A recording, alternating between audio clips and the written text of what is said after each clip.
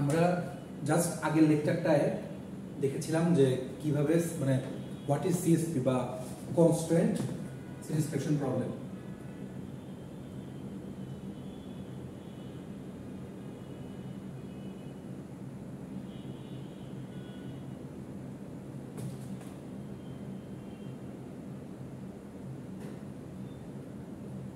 আমরা এটা লাস্ট ক্লাসে দেখেছিলাম যে কনস্ট্যান্ট স্যাটিসফ্যাকশন প্রবলেমটা কি, এখানে কি কি ধরনের কাজ আছে, এটা ডোমেইন কাকে বলে, ভেরিয়েবল কাকে বলে, তারপরে কনস্ট্রেন্ট কাকে বলে, সো এটা আমরা দেখেছিলাম।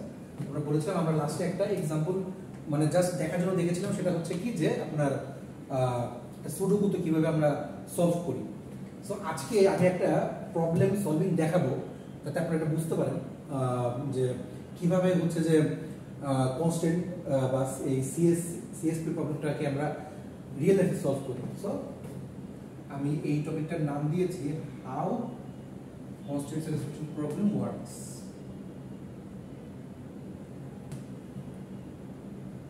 ওকে, সো আমি এখানে কি করব, খুব ইজি একটা প্রবলেম নিব। সো এখানে কি করব, আমরা মেইনলি যে কাজটা করব সেটা হচ্ছে এটাকে বলা হয় গ্রাফ কালারিং।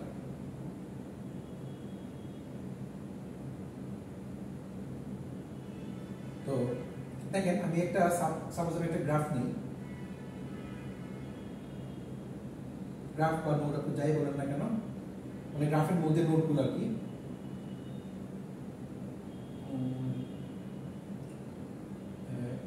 দুই তিন চার। সো আমরা একটা গ্রাফ নিলাম, এই গ্রাফটাকে আমরা কালার করব। সো এই গ্রাফের মধ্যে তিনটা জিনিস হচ্ছে কি আমি দিয়ে দিচ্ছি। সো আপনারা জানেন যে কনস্ট্যান্ট স্যাটিসফ্যাকশন প্রবলেমে মেইনলি তিনটা জিনিস থাকে। এক ভি মিন্স ভেরিয়েবল,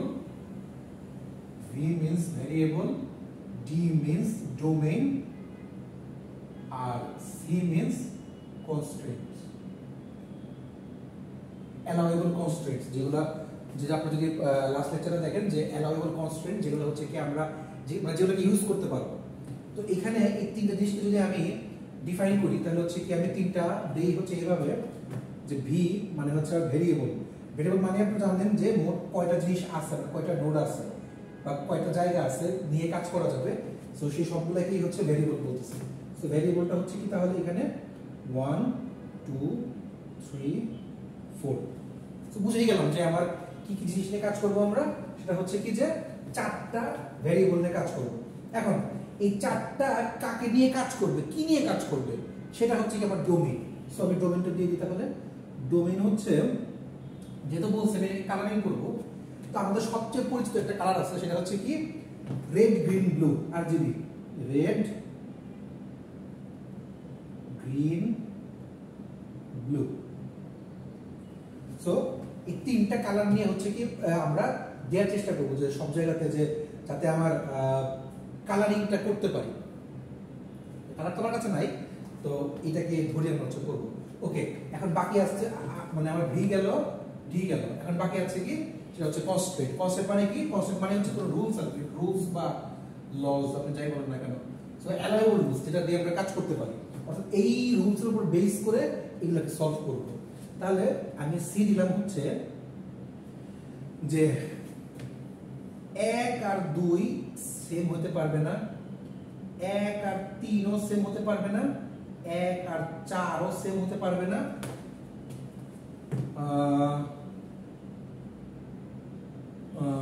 আর কি দিই, আর দিই হচ্ছে 2 আর 4 সেম হতে পারবে না, আর 3 আর 4 সেম হতে পারবে না।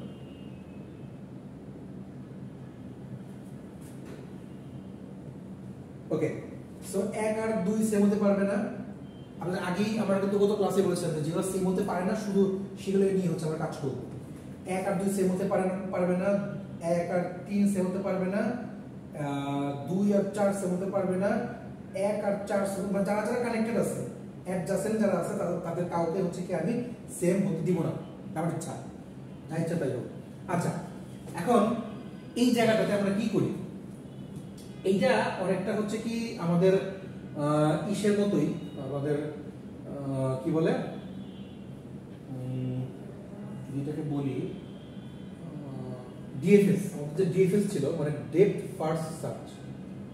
ডেপথ ফার্স্ট সার্চে আমরা কি করি? ডেপথ ফার্স্ট সার্চে হচ্ছে কি আমরা গ্রাফ থাকলে সেই গ্রাফের মধ্যে কি করার চেষ্টা করি যে স্টেট স্পেসটা বের করার চেষ্টা করি।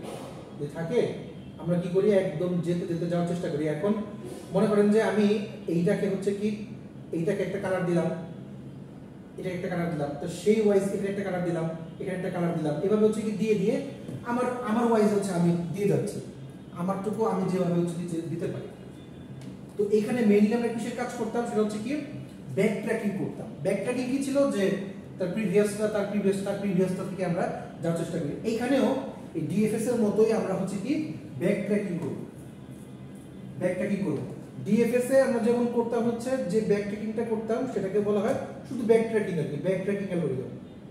প্রিভিয়াস এর যে হচ্ছে কি আমরা আবার একটু দেখে নিব যদি ডিএফএস এর খেয়াল না থাকে, ব্যাক ট্র্যাকিং অ্যালগরিদম আমরা করতাম। বাট এইখানে যেটা সিএসপি তে মেইনলি যে কাজটা করা হয় যে অ্যালগরিদমটা, এইটাও ব্যাক ট্র্যাকিং একই রকম কাজ বাট আরো একটু অ্যাডভান্স ভার্সন, জেনজি ভার্সন। হ্যাঁ, সো সেটাকে বলা হয় ইন্টেলিজেন্ট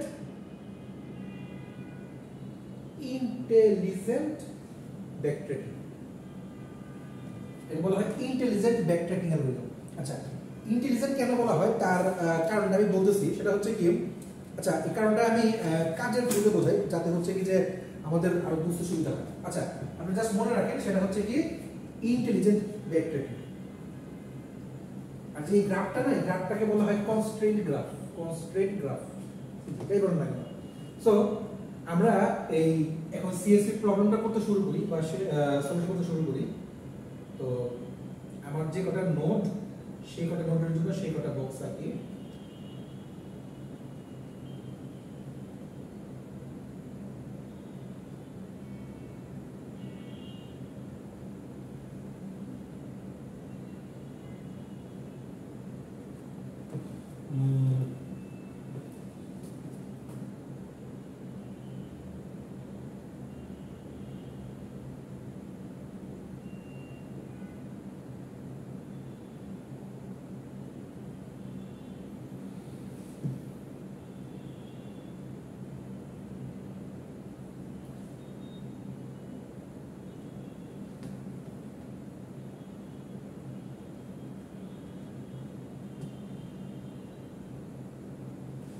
ওকে, তো ইন্টেলিজেন্ট ডোমেইনটা হচ্ছে কি যে আমরা মানে এটা এই ইন্টেলিজেন্সটা হচ্ছে কি যে এরকম যে মানে বোঝানোর চেষ্টা করব। আচ্ছা, ইন্টেলিজেন্স ডোমেইন মানে ডোমেইনটা হচ্ছে কি যে একটার জন্য একটা ফিক্স, একটার জন্য একটা ফিক্স। সো ধরেন আমি প্রথমেই বললাম আমি একের জন্য হচ্ছে কি আমি রেটটা ফিক্স করে দিলাম। একের জন্য যদি আমি রেটটাকে ফিক্স করি, কারণ এক একটা গ্রাফের বা এক একটা রোডের মধ্যে একটা কালারই বসবে, তাহলে একের জন্য যদি আমি রেট ফিক্স করি, একের জন্য যদি রেট ফিক্স করি, আচ্ছা একের জন্য রেট ফিক্স করছি, তার আগে একটা জিনিস একটু বলতে ভুলে গেছি, সেটা হচ্ছে কি ইন্টেলিজেন্ট ডোমেইনে বা আচ্ছা এটা ইন্টেলিজেন্ট ডোমেইনে কথাটা ভুল লিখছি, ইন্টেলিজেন্ট ডোমেইন এটা হচ্ছে ইনিশিয়াল ডোমেইন।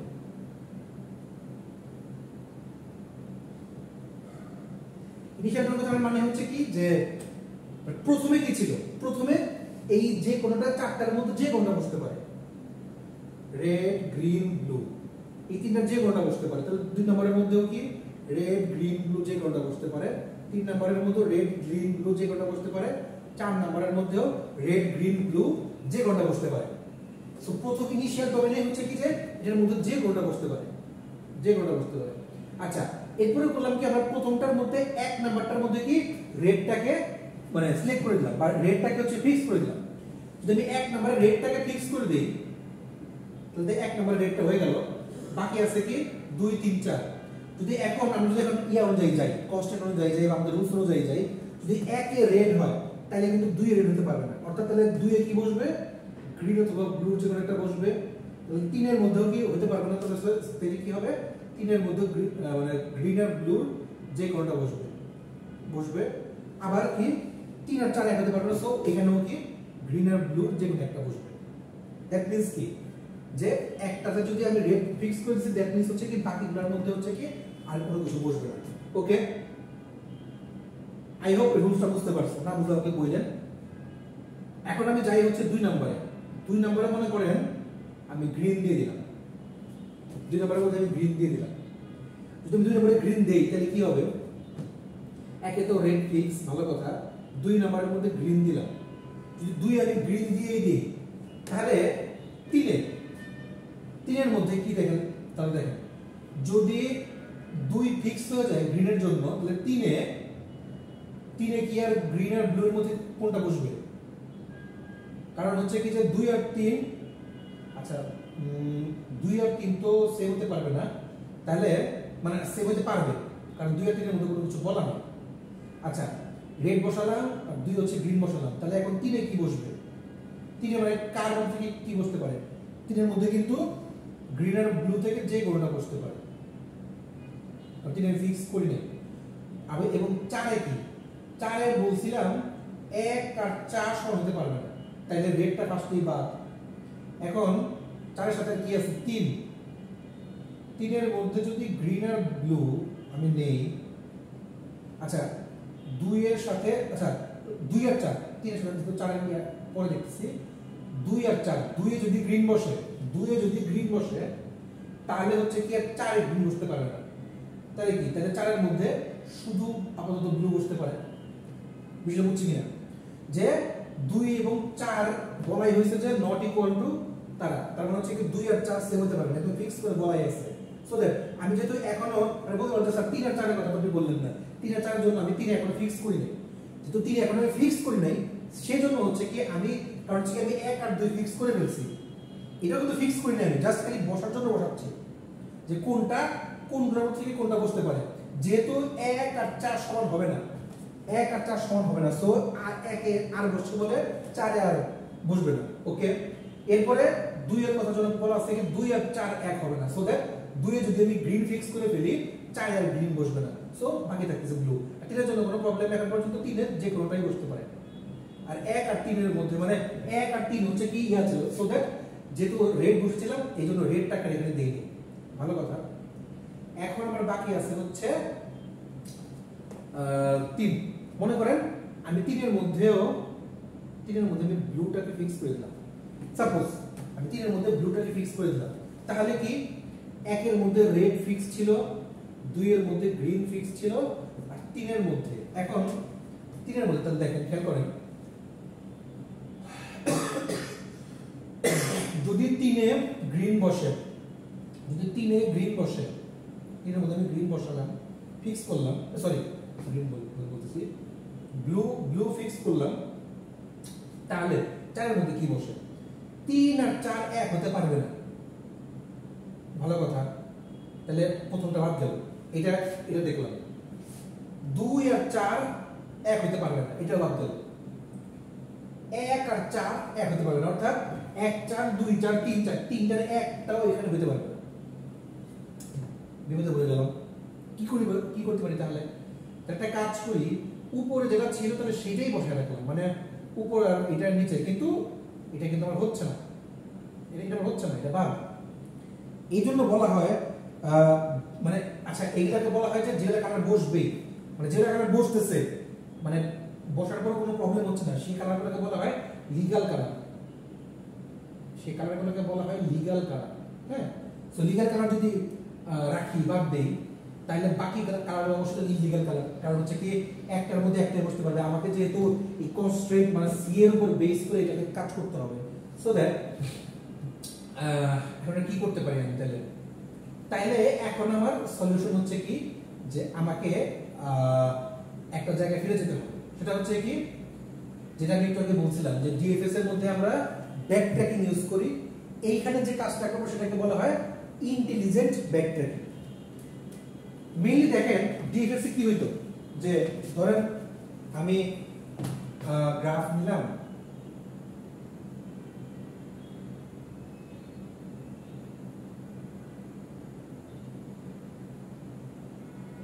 একটা গ্রাফ নিলাম সাপোজ, তো এই গ্রাফের মধ্যে মনে করেন এখানে এসে হচ্ছে আমি আটকে গেছি, এখানে আমি আটকে গেছি, আটকে যাওয়ার পর তখন আমি কি করতাম, এই প্রিভিয়াসটা আমাদের দেওয়া আপনাদের আমি দেখাইছিলাম এটা। সো তখন করি কি সে যেখান থেকে অরিজিনেট হয়েছে সেটাকে আগে দেখি, আবার সে যেখান থেকে অরিজিনেট হয়েছে তার জন্য দেখি, আবার সেই যেখানে অরিজিন হয়েছে সেটা দেখি, আবার এখান থেকে যাওয়ার সময় দেখি যে এখানে যখন আসি তখন দেখি যে তার আবার আর কোনো ইয়ে আছে কিনা।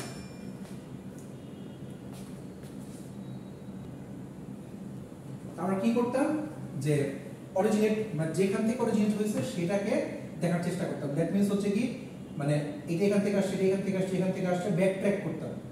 মানে মেইন কথা হচ্ছে কি আমরা ব্যাক ট্র্যাকিং সিস্টেমটাকে আনতাম, তাই না? Back tracking. এখন ব্যাক ট্র্যাকিং করতে করতে ধরেন যে যেখানে আসছি ওইখান থেকে যদি তার আর কোনো জায়গা থাকে যাওয়ার, সেখানে জায়গা তা না হলে হচ্ছে আবার প্রিভিয়াসে ব্যাক করতাম। তো আমার গ্রাফ কালারিং বা আমার সিএসপি কি করে?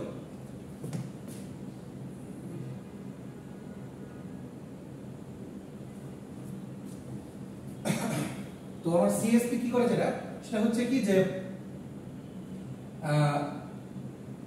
ডাইরেক্ট যেখানে প্রবলেম মানে যেখানে আটকে গেছি সেখান থেকে ডাইরেক্ট কনফ্লিক্ট যেখানে তৈরি হয়েছে ওইখানে ডাইরেক্ট, অর্থাৎ ব্যাক ট্র্যাক করে পিছনে যেতে আবার যায় না। অর্থাৎ এই কাজ করে কি যেখান থেকে কনফ্লিকশনটা শুরু হয়েছে, যেখান থেকে প্রবলেম শুরু হয়েছে সেখানে ব্যাক করে। এই ব্যাক করার কারণে কি হয়, তার সবচেয়ে বড় জিনিস সেটা হচ্ছে কি টাইম কনস্ট্রেন্ট, টাইম এফেক্টিভ। সবচেয়ে বড় কথা হচ্ছে কি সেটা টাইম এফেক্টিভ। সো এইটাই হচ্ছে সবচেয়ে বড় জিনিস যে আমরা যদি টাইম এফেক্টিভ হয় তাহলে আমরা কাজ আরো বেশি স্পিডে আরো বেশি দ্রুত হয়ে যাবে, তাই না? সো এই জিনিসটাই হচ্ছে কি আমরা দেখার চেষ্টা করি। এখন দেখেন এইখানের মধ্যে আমি কিভাবে তাহলে ব্যাক ট্র্যাকিংটা করব।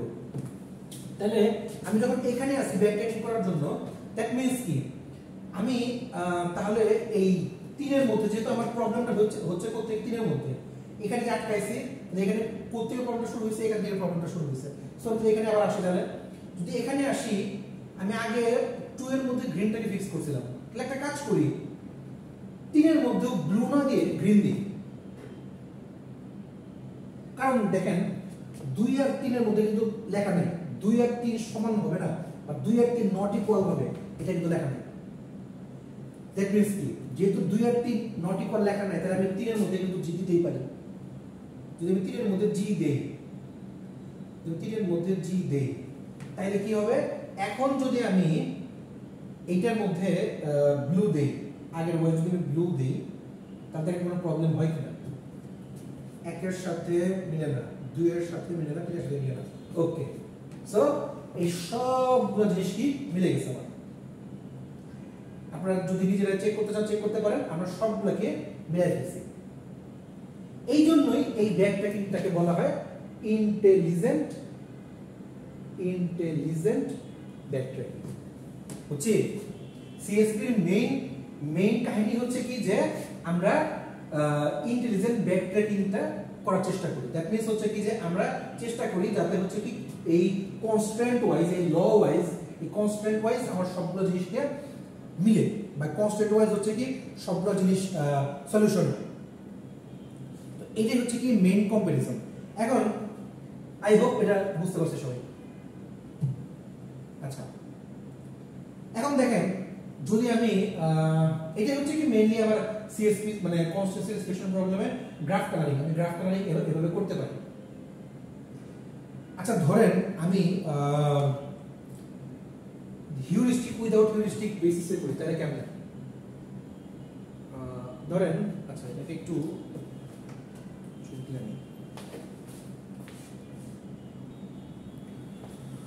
ধরেন যে কাজ করি হচ্ছে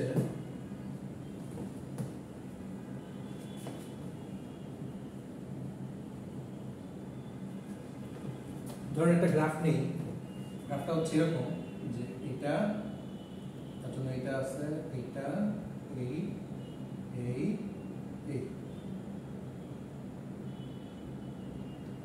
আচ্ছা। সো আমি কালার ফিক্স করে দিলাম, এটা হচ্ছে রেড গ্রিন, এটাও রেড গ্রিন, এটাও red green, red green, red green, red green. আচ্ছা তাই যে করে দেওয়া দিচ্ছি। এখন দেখেন যদি আমি এখানে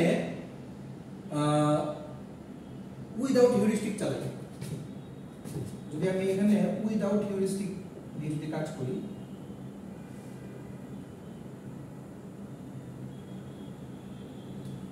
উইদাউট হিউরিস্টিক দিয়ে কাজ করলে দেখেন আমার আসে কয়টা, প্রায় 2 টু দি পাওয়ার 6, দুটা কালারের জন্য 5টা হচ্ছে ইয়া, এট মিন্স 32টা আসে। মানে কমন ইয়া আনইনফর্ম সার্চে হচ্ছে কি ওয়ার্স্ট কেসে আমার 32টার মতো আসে। আর যদি আমি শুধু হিউরিস্টিক করি, উইথ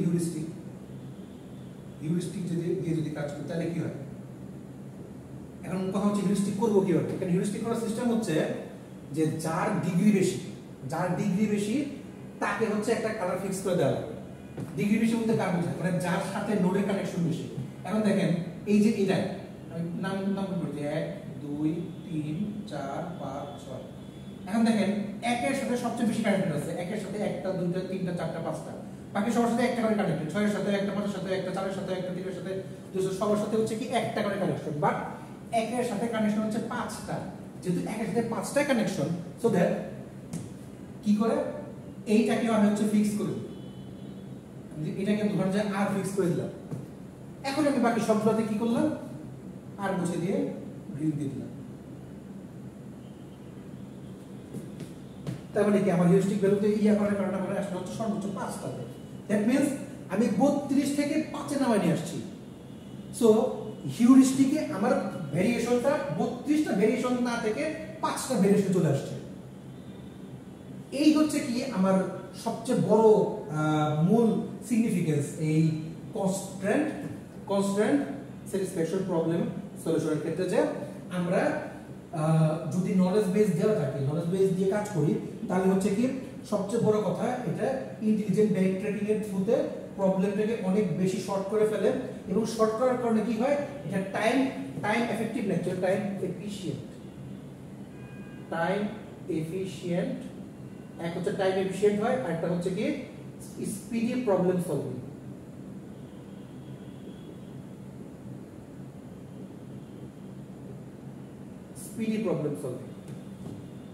সো এই হচ্ছে কি আমার সিএসপি এর আরেকটা প্রবলেম। আপনারা চাইলে আমি আরেকটা দেখাইতে পারি, সেটা হচ্ছে যে ক্রিপ্ট অ্যারিথমেটিকটা। তো সেটা আজকে না, আমি এটা এই পর্যন্ত রাখতেছি যাতে ভিডিওটা বেশি বড় না হয়ে যায়, আপনি যদি দেখতে পারেন। সো এইখানে যদি কারো কোনো প্রবলেম থাকে আপনারা এটা ভালো করে দেখবেন, পড়বেন, বুঝবেন। তারপর যদি কারো কোনো প্রবলেম থাকে আমাকে অবশ্যই জিজ্ঞেস করবেন, ঠিক আছে? তো আজকের মতো আমি এখানেই শেষ করতেছি। Thank you.